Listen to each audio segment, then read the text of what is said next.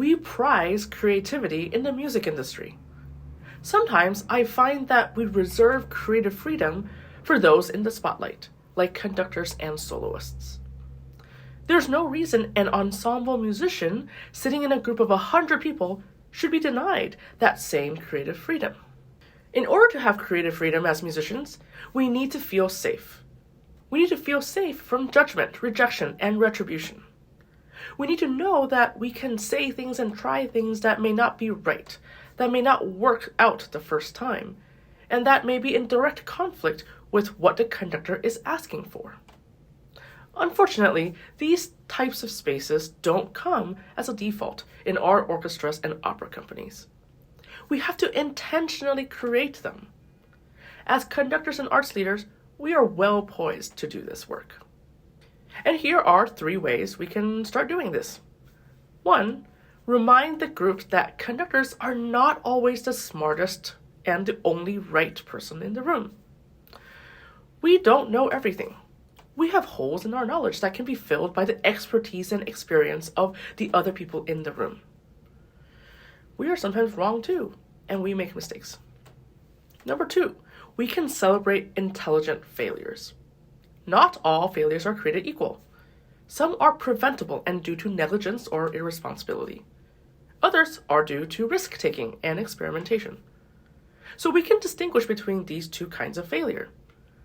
We don't want to inadvertently send a signal that experimentation is just as bad and unwanted as negligence.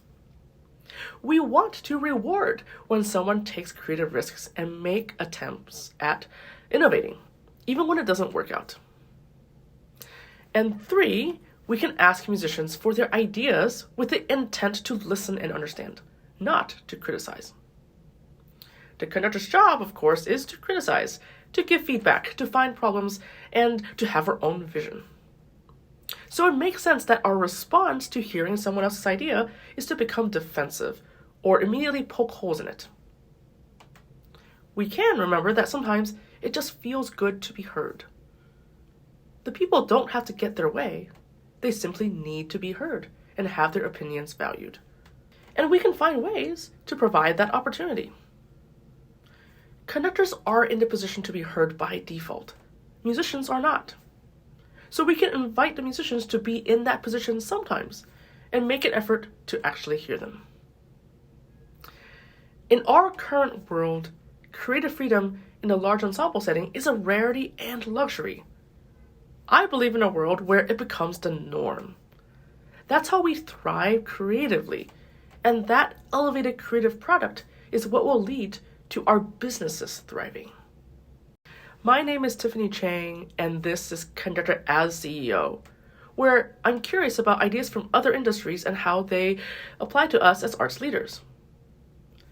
If these ideas resonate with you, please consider signing up in the link below to receive an email with each new blog post sent directly to your inbox.